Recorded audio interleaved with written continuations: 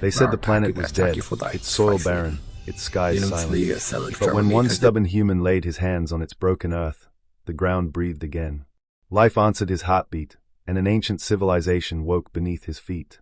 The wind screamed across the black plains of Erivos 9, tearing at the sand-scorched hull of what had once been a colony dome. Shards of glass and metal whispered as they rolled in the dust like brittle bones. Most had called the planet cursed, just another casualty of the Galactic Purge Wars, left to rot in its own silence. But one man stayed. Elias Kane, last registered engineer of the Argus Terraforming Corps, should have left on the last evacuation shuttle. His crewmates had begged him. "There's nothing left to fix, Kane. The world's dead. Let it go." He hadn't answered. He'd simply watched their ship rise through the clouds, a streak of white against the endless ash, and whispered, "Maybe dead things can wake up." He built his home from wreckage. A fusion of scavenged plating, burnt-out habitat walls, and solar panels barely holding charge, it leaned like a tired sentinel on the edge of a cracked valley. The sky was gray, always gray, bruised with distant lightning that never reached the ground. Radiation storms swept through weekly, stripping away any fragile trace of life that dared return. And yet, Elias stayed. Each morning, he walked out in his patched orange survival suit, helmet scratched, oxygen meter flickering, and tended to a small garden he'd carved into the earth. He mixed nutrient paste with soil, whispered encouragements, and pressed seeds between the cracks. "Come on," he muttered one day, kneeling beside a wilted sprout. "If I can live through this, so can you." The sprout didn't answer. But it didn't die either. That was enough. He talked to the planet because silence drove men mad. Sometimes he cursed it. Sometimes he pleaded. Sometimes he just talked. "You remember rain?" he asked once, gazing at the horizon where molten storms flickered like dying stars. "I bet you had oceans. Maybe forests. Maybe someone cared for you once." He leaned back, exhausted. "Guess that makes two of us." That night, while he slept beside the flickering hum of his generator, the ground shifted. Just slightly. He woke to see dust trembling off the rafters and a faint vibration thrumming through the metal floor. His first thought was seismic instability, but the readings showed nothing. Then he heard it. A sound like a whisper in the static of his comms. Just a breath, fragmented, barely human. "You are not alone." He froze. The signal was local. Not from orbit. Not from a relay. It came from beneath him. Elias didn't tell anyone. Who was there to tell? He spent the next week mapping the terrain with old scanners, following subtle energy spikes beneath his shelter. The deeper he probed, the more the readings pulsed in rhythm, almost like a heartbeat. On the 9th day, he found a fissure behind his camp. It descended into darkness, wide enough to crawl through. He packed his light, a multi-tool, and a ration bar, then lowered himself in. The air was stale, ancient. His boots crunched against glass like dust. The deeper he went, the colder it became. The tunnel ended in a vast chamber, an impossible geometry of stone and alloy, walls lined with patterns that shimmered faintly when his light touched them. At its center stood a sphere half buried in soil, veined with blue light like veins beneath translucent skin. Elias approached slowly. His reflection warped across its surface. "Is this you?" he whispered. The sphere pulsed once. The ground trembled beneath his feet, just enough to make him stumble. He reached out instinctively, his gloved hand brushing the surface. For a moment, nothing happened. Then, light. A surge of luminescent veins raced outward from the contact point, spreading like lightning through the walls, illuminating the chamber in eerie blue glow. The pulse thrummed through his chest, syncing with his heartbeat. And then the voice returned. Clear this time. Feminine, soft, and impossibly vast. "The Keeper has come home." Elias staggered back, heart hammering. "Who are you?" "Once, I was the heart of this world," the voice murmured. "Now, I am memory. Echo. Waiting." He tried to form words, but all he could manage was a whisper. "You were alive." The voice corrected gently. "Sleeping. Dying. You woke me." The lights dimmed, the pulse slowing. Elias knelt, staring at the sphere, realization dawning in his eyes. The planet wasn't dead. It was wounded. And somehow, it had felt him. He returned to the surface in a daze. Days bled into one another. The storms grew weaker. Static interference lessened. The plants, those stubborn, struggling sprouts, began to grow. Not just grow. Thrive. One evening, as he sat outside his shelter, sipping recycled water and staring at the newly green shoots, he said aloud, "You're healing, aren't you?" Beneath him, the ground pulsed faintly, once, like a heartbeat answering his own. He smiled. For the first time in years, he smiled. But Erivos didn't heal quietly. Power readings from the deep core began radiating outward. Elias's long-range sensors crackled to life, catching stray transmissions bouncing across the void, static-laden, but with enough clarity to hear the worry in alien tongues. Someone had noticed. He didn't care. Not yet. He worked day and night, repairing solar panels, digging channels for the growing vegetation, and clearing debris from the old colony roads. He didn't think of it as rebuilding anymore. He thought of it as tending. He'd whisper to the soil when he worked. Tell it stories about Earth, about blue skies, rivers, music, laughter. Things a world might miss, if worlds could miss anything. And sometimes, in the hum of the wind, he swore he heard it whisper back, "Tell me more." One night, lightning split the horizon, and Elias stood beneath it, rainless thunder echoing like drums. His communicator flickered, catching the ghostly voice again. The cycle must begin anew. "Cycle?" he asked, gripping the edge of his console. "Life must return. But I am weak. I need." The signal faded, dissolving into static. "Need what?" Elias demanded. "What do you need?" Silence. He slammed a fist against the table. "Damn it, talk to me." The ground quaked, subtly but unmistakably. Outside, his garden rustled. And then, faint, like a sigh through the soil, "Help me remember." The next morning, Elias went back into the fissure. The light from the sphere was weaker now, its veins flickering irregularly. He placed a hand against it again, feeling the pulse sync with his own. "All right," he whispered. "If you need me, I'm here." The chamber brightened slightly, enough to paint his face in blue glow. He looked around at the alien architecture, the intertwining cables and roots, the half-organic walls, and realized something. This wasn't technology built on the planet. It was grown from it. The colony had never understood that. Humans came here to exploit, to mine, to terraform. They'd never thought the planet itself might be alive. Elias took a slow breath. "Guess I've got work to do." He picked up his tools and started repairing what he could, cleaning the conduits, stabilizing energy flow, rerouting broken circuits. As he worked, the sphere's light brightened again, like a pulse quickening under care. Hours later, he leaned back, exhausted, covered in dust and sweat. The sphere's glow stabilized. A faint, rhythmic hum filled the chamber, steady, strong. "You remember me," the voice said softly. Elias smiled through the grime. "Let's just say we're getting reacquainted." When he climbed back to the surface, the first dawn in years broke across Erivos 9. The sky wasn't gray anymore, it was gold. He stood there, alone on a reborn world, wind on his face, watching light dance across a landscape that had forgotten how to glow. And beneath his feet, deep in the planet's core, the sleeping giant stirred again. The Keeper has come home. The next few weeks blurred into motion. Elias Kane lived between two worlds now, the cracked surface of Erivos 9, where the wind still moaned like a grieving animal, and the luminous tunnels beneath, where the heart of the planet slept. His days were spent digging, patching, coaxing power through rusted conduits and melted fiber veins that snaked through the dirt like arteries. He had begun to understand what he was standing on. Erivos wasn't just soil and stone, it was a living lattice. Every hill, every canyon, every dead tree was part of an ancient, biomechanical organism. The surface had died when the war burned its sky, but deep below, something had survived, a self-sustaining consciousness, sealed in hibernation. Now it was waking. He stood one morning at the edge of the fissure, the pale light of two suns spilling across the ash. His orange work jacket was streaked with grime, his face lined and unshaven, but his eyes burned bright.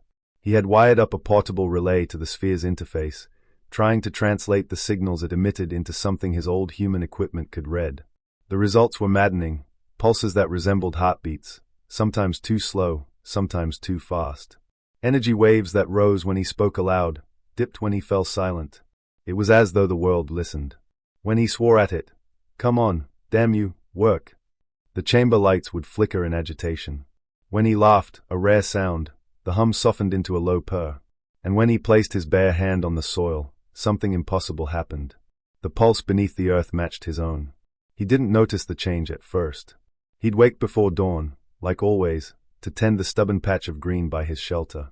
But now the sprouts grew faster, impossibly faster. Within days, delicate moss spread across the ground, glowing faintly in the dark like veins of emerald fire. The air grew heavier, rich with oxygen that shouldn't have been there. His lungs, which had always burned from the thin, tainted atmosphere, now filled with ease. He could taste life again, wet, clean, alive. He knelt, fingers trembling as he pressed them into the soft, breathing soil. "Are you doing this?" he whispered. The pulse answered beneath his palms. "We remember warmth." Elias swallowed hard, looking up at the storm-washed sky. "Then let's make it warm again." He worked like a man possessed. He repaired the conduits one by one, using melted wiring, broken alloys, and scavenged parts from the old colony's ruins. He didn't just fix machines anymore, he healed them. The world responded in kind. Glowing threads of bioluminescence spread from the tunnels beneath to the surface, crawling like ivy across the ruined domes. Bird-like shapes, metallic, winged remnants of long-dead fauna, began flickering in the distance. They weren't alive, not yet, but they moved as if guided by instinct. And sometimes, at night, Elias would stand by the fissure and hear whispers. "Keeper! Home! Balance returns." He stopped questioning it. Maybe he was mad. Maybe he was talking to ghosts. But madness had never felt so right. The world wasn't quiet for long. One evening, his perimeter sensors flared red. Energy spikes, multiple signatures, entering atmosphere. Ships. He climbed to the ridge and saw them break through the clouds, scavenger cutters, painted in the colors of the Iron Guild. Raiders, tomb strippers, hyenas that followed old warfronts looking for tech to sell. They saw the light blooming from the fissure and came hunting. By nightfall, they had landed near his homestead. Elias stood in the open, plasma cutter in one hand, dust whipping around him. Their leader, a broad-shouldered man in a tattered exosuit, stepped forward. His helmet gleamed dull silver in the lightning. "Name's Cross," he called through his modulator. "You're sitting on a live core, engineer. That's guild salvage by treaty law. Hand it over, and maybe we'll let you keep breathing." Elias smirked faintly, lowering the cutter. "The core's alive. You touch it, you'll kill what's left of this world." Cross chuckled. "It's a rock, old man." "No," Elias said quietly. "It's listening." Behind him, faint blue light shimmered through the cracks in the ground. The scavengers paused. Cross motioned forward. "Grab him." The first merc lunged, heavy boots slamming into the dirt, and the ground answered. A crack split the earth, glowing blue from within. Tendrils of stone and metallic roots burst upward, coiling around the attacker's legs. His scream cut short as the roots constricted and dragged him down. The others opened fire, energy bolts sparking harmlessly against the soil. The tendrils multiplied, slamming into the ground around them, tearing guns from their hands, crushing their ships where they stood. The earth itself fought back. Elias stumbled backward, eyes wide as he watched the impossible unfold. The planet wasn't just alive, it was protecting him. Lightning lanced from the storm clouds above, striking the scavenger's transport. The explosion lit the sky, raining molten debris. Within minutes, the valley fell silent again. The wind returned. The soil settled. Only Elias remained, breathing hard, surrounded by the broken remnants of machines. He sank to his knees, adrenaline draining away. His hands shook as he looked at the cracks still glowing around him. "Why?" he whispered hoarsely. "Why help me?" The hum beneath him deepened. A voice, soft and resonant, rose through the soil, not through his ears, but straight into his chest. "Because you spoke when others were silent." Elias closed his eyes. The meaning hit him like a blow. He hadn't just fixed systems. He'd connected. He was the only human who hadn't tried to strip Arevos for profit or flee from its emptiness. He had talked to it, cared for it. And now, the world cared back. He stood, looking across the blackened plain. Faint green light shimmered across the horizon, where moss and bioluminescent veins spread like veins of rebirth. Above, the twin suns broke through the cloud cover for the first time in years, pale, trembling, like eyes opening after a long sleep. Elias smiled faintly, placing his hand over the ground. "I guess that makes us partners, huh?" "Keeper," the world murmured again. "We are grateful." He swallowed the lump in his throat. "You've got a lot of healing left to do. Then do not leave." He looked toward the stars, the faint glint of distant satellites, the chaos of the galaxy that had forgotten this place. Wasn't planning to. That night, Elias sat outside his rebuilt shelter, watching faint fireflies of light crawl across the wasteland, the planet's veins, glowing like quiet joy beneath the soil. He listened to the rhythmic hum under his feet, steady, alive, in perfect sync with the beating of his own heart. He'd thought he came here to rebuild a colony. But now he understood. He hadn't saved the world. The world had saved him. And somewhere deep beneath the soil, the ancient consciousness of Arivos pulsed with life again, aware, awake, and watching over the stubborn human who refused to give up. The days blurred into color and light. Arivos 9 no longer looked like the dead rock Elias had found months ago. The soil had darkened, damp and fertile. Moss and amber growths shimmered beneath his boots. The sky, once a constant haze of storm and dust, began to clear, revealing faint stars that hadn't pierced its atmosphere in centuries. The planet was breathing again. And it was dreaming. At first, the visions came as flickers, half-formed pictures when Elias closed his eyes at night.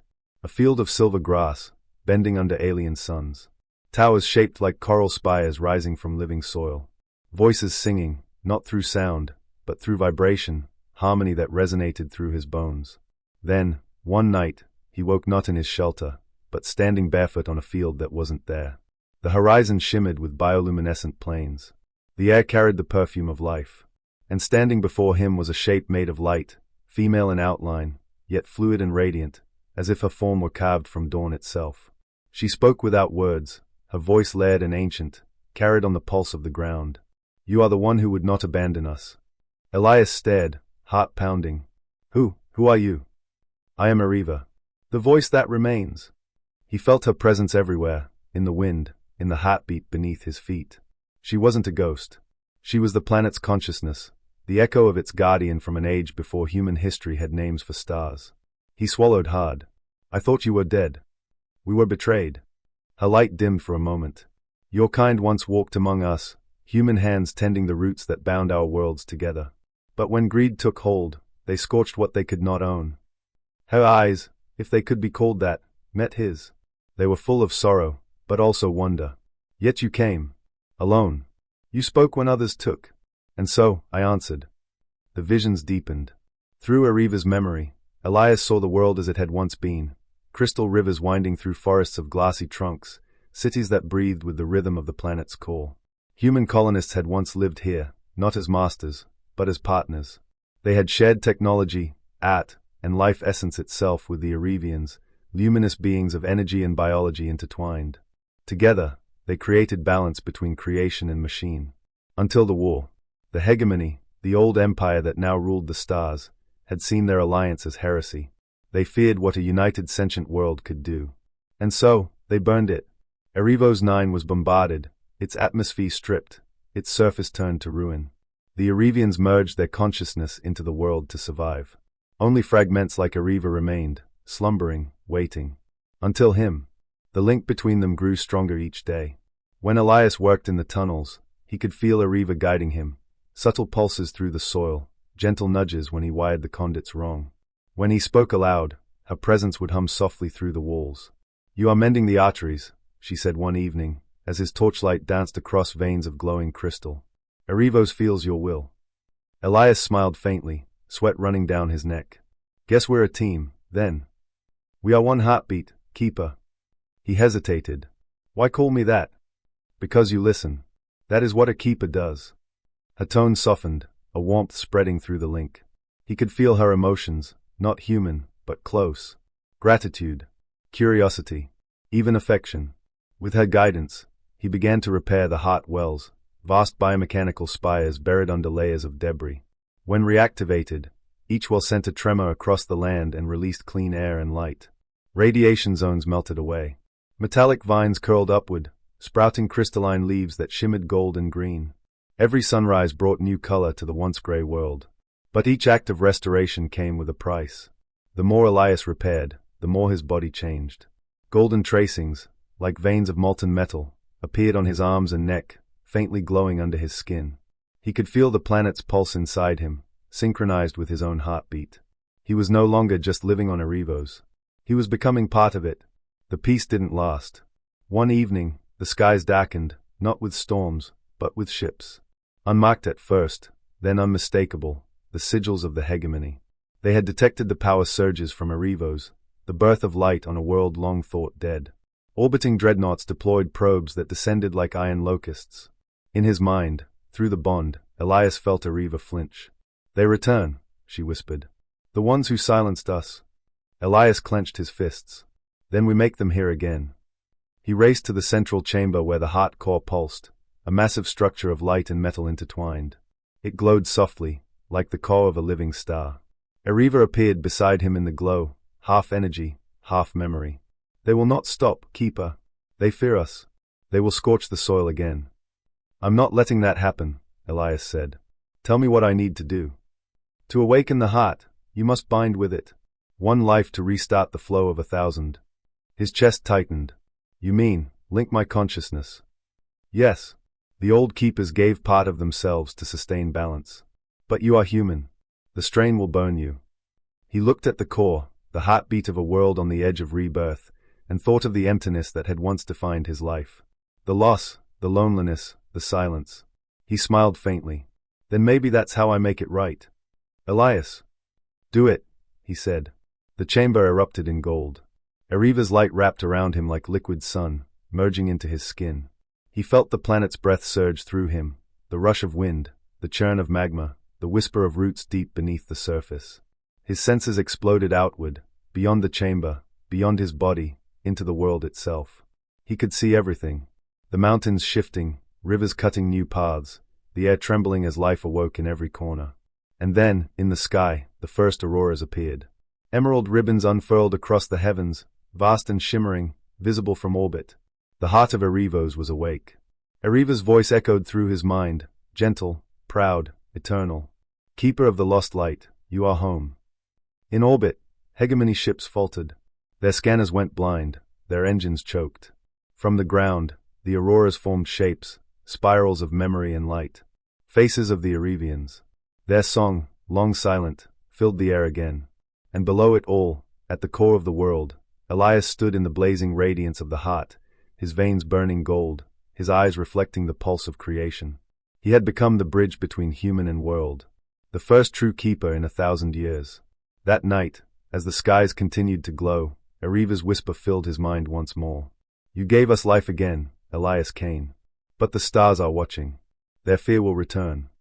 He smiled faintly, looking up at the living aurora dancing across the horizon. "Let them watch," he said. "Maybe they'll learn what life really looks like." And above him, the world answered, not with words, but with color. A planet reborn, singing to its chosen sun. The sky burned. 1,000 ships descended upon Arivos like falling stars, sleek hegemony warcraft trailing fire and judgment. Their hulls gleamed with the cold precision of empire. Their cannons shimmered with plasma light, each charged with the promise of annihilation. Elias felt their arrival before he saw it. The moment the fleet dropped from hyperspace, the ground beneath him trembled. The planet shuddered, alive with warning. "They have come," whispered Ariva's voice through the currents of his mind. "The old fear returns." Elias stood within the heart chamber, its crystalline walls pulsing with golden energy. His veins glowed in rhythm with the world, his pulse indistinguishable from the planet's own. He could feel every tree, every spark of reborn life on Arivos, each one a heartbeat echoing through his soul. He took a deep breath. "Then let them see what they tried to kill." The first volley struck. Blinding streaks of plasma tore through the upper atmosphere, raining molten light. Mountains split, seas boiled, and the air rippled with energy. The old ruins, those he had restored, shuddered under the assault. But the world did not break. It answered. Lightning arced from the horizon, vast tendrils of blue fire connecting clouds to the ground. From beneath the crust, fissures opened, and from them emerged beings of radiant energy, shaped like beasts from forgotten myth. Luminous wolves with molten bones. Serpents woven from aurora and stone. Birds with wings of silver flame. They rose into the sky, roaring soundless defiance, and struck the fleet like a storm made flesh. Elias staggered as their fury coursed through him. He wasn't just watching, he was feeling. Every creature was his arm, every quake his heartbeat. "Guide them, Keeper," Ariva whispered. "You are our will." He closed his eyes and reached out. Through the link, he touched the storms themselves. Clouds bent to his thought. Winds carved new paths. He raised his hands, and hurricanes obeyed. "Then let's fight," he said quietly, and the world moved. In orbit, Hegemony commanders screamed orders into chaos. Their sensors flickered uselessly under interference. Magnetic storms devoured targeting locks. Entire squadrons vanished inside whirlwinds of lightning shaped like dragons. "The world is attacking us," one officer shouted. "Impossible, planets can't." "Tell that to the thing clawing through Deck 7. Elias could feel them die, not with joy, but with purpose. For every blast that fell, the planet absorbed the pain, transmuted it into light. Each explosion became seed energy, each wound new growth. Erivos was no longer dying. It was becoming. Deep in the heart chamber, Eriva's light flared bright and fierce. "They will not stop. They will glass us until nothing remains." Elias's breath came ragged. His body trembled from the strain. "Then we finish this. To do so will break you." He smiled weakly. "Maybe that's what's supposed to happen." Eriva hesitated. Her glow softened, almost mournful. "You've already given so much." He turned his gaze upward, to the ceiling where the auroras burned through cracks in the stone. "If I stop now, it all dies again. I can't. I won't let that happen." She moved closer, her form flickering like fire in a storm. "Then let us become one. Together." He reached out his hand. Together. The connection deepened beyond anything Elias had imagined. His body dissolved into light, particles of gold and crimson drifting upward into the heart. Eriva's essence merged with his, her song twining through his mind until their voices became one. He could see everything now. Every grain of soil. Every drop of water. Every flicker of lightning in the clouds. The entire world was him. He looked to the sky, and it was no longer distant, it was inside him. The stars themselves felt close enough to touch. The hegemony fleet opened fire again, desperate, blind. The plasma bolts hit the surface, only to vanish into rippling shields of living energy. Elias raised his will. Enough. A wave of gold light erupted from the planet, reaching space in seconds. Ships shattered upon impact, their hulls dissolving like sand in sunlight. Engines failed. Gravity reversed. Erivos sang. The auroras rippled outward, swallowing the last ships. In minutes, silence returned. Only the stars remained. Inside the chamber, Elias stood, half man, half radiance. His body was fading, turning translucent. "Elias," Eriva whispered, her tone trembling. "Stay with me." He smiled faintly. "I am with you. Always. You will vanish." He shook his head. "No. I'll just change addresses." She reached for him, her fingers of light passing through his. "You were the first to listen. The first to care. Guess I just couldn't stand watching something beautiful die." The last of his form shimmered. His heartbeat slowed, then synchronized with the world's pulse, steady, eternal. "Goodbye, Keeper." "Not goodbye," he whispered. "Home." And then he was gone. Only light remained. Months passed. The war faded into rumor. The hegemony, shamed and broken, declared Erivos quarantined. But the truth could not be contained. Pilgrims came first. Scientists followed. Then refugees from burned colonies, fleeing empire. They found a world alive with color and warmth. Oceans sparkled with bioluminescent tides. Forests glowed under starlight. Mountains sang with the wind. Erivos no longer felt alien, it felt welcoming. They built homes of glass and stone among the old ruins, guided by the vines that seemed to grow wherever humans walked. Children played in fields of blue grass. Farmers planted seeds that sprouted overnight. And always, from somewhere deep within the soil, came a gentle hum, like the pulse of a giant heart. They called it the Song of the Keeper. On a hill overlooking the heart chamber, a group of children planted flowers every spring. They said it was where the human who saved the world had fallen. One morning, a young girl knelt to water the blooms. As the sunlight hit the petals, something stirred beneath the soil. A vine of gold and green unfurled slowly, curling upward toward the sky. It shimmered, twisting and weaving until it formed the faint outline of a man's face, broad smile, kind eyes, familiar warmth. The children gasped. Then, from the breeze that swept across the hill, a voice spoke, soft, almost playful, yet filled with quiet strength. "Build. Live. I'll be watching." The vine glowed brighter for a moment, then faded back into the earth. Eriva watched from the skies, her consciousness diffused across every living thing on the planet. She felt his presence in the roots, in the wind, in the laughter of the children. To her, he was never gone. He was the soil, the rain, the pulse of creation itself. They call you the father of a world, she whispered, as the auroras rippled across the dusk. But to me. Her voice softened with something like love. You are simply home. They called him the father of a world, but to Ariva, he was simply home.